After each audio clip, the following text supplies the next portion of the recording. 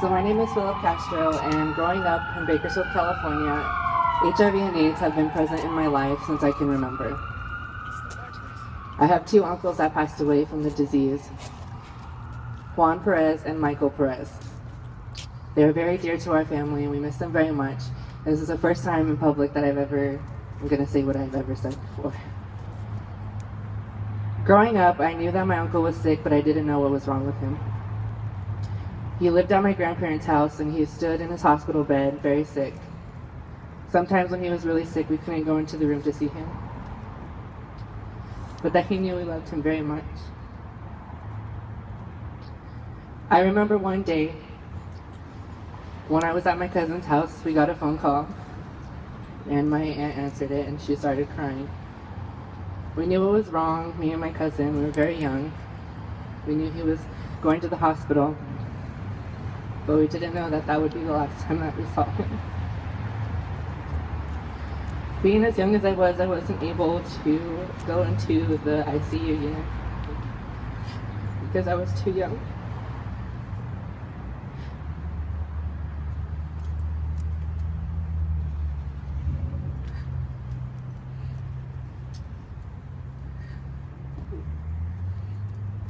I was too young to go see him, but he knew how much I loved him.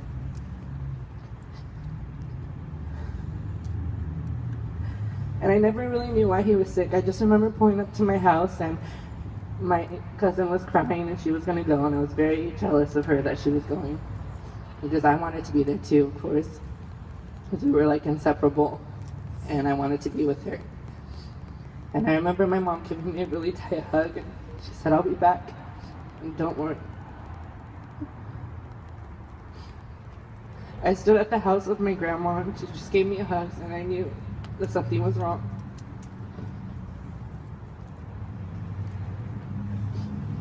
He ended up passing away that day. And it wasn't until later in my life that I knew why. See, in our families, we oftentimes don't talk about dark times. So I never really knew why he passed away. I just knew he was very sick. But when I found out of what he died of and what it was, I knew that my uncles needed to be remembered. And in 2011, I attended my first Bakersfield Pride. And there was this wonderful little puppy on a table, and of course I was immediately attracted to the table.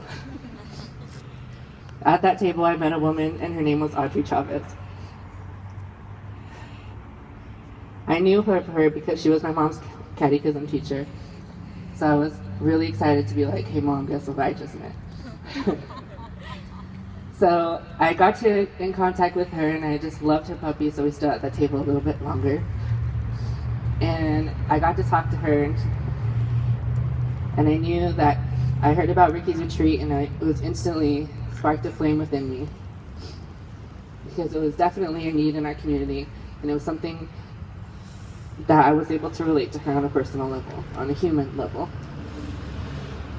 So I was involved in ROTC, which is a officer training program for kids, military program. And I was able to bring some cadets to Ricky's Retreat to volunteer. Excuse me. We brought a total of almost 30 cadets that year. Yeah, we showed up in a huge tribe, and she didn't know what to do with us. And we were able to do clean Ricky's from the inside out, the alleyway, all the graffiti, and it was the most fun I've ever had volunteering, ever. She made us feel so welcome in Ricky's, like as if it was our home, and we left there feeling like we had a second home.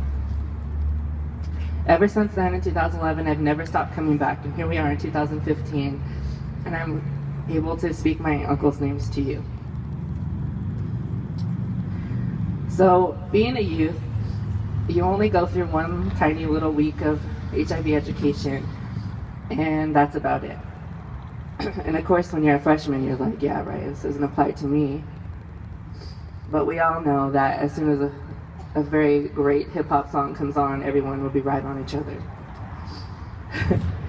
So I would like to share some statistics with you about the youth that I found very alarming, and that it's definitely something we need to work on. So youth ages 13 to 24 account for 26% of all new HIV infections. In 2013, 9,961 youth were diagnosed with HIV. Also in that year, 2,704 youth were diagnosed with AIDS. Over 50% of youth with HIV in the US do not know their status. Youth make up 17% of the US population, but account for 26% of all new infections. So that's 47,500 youth.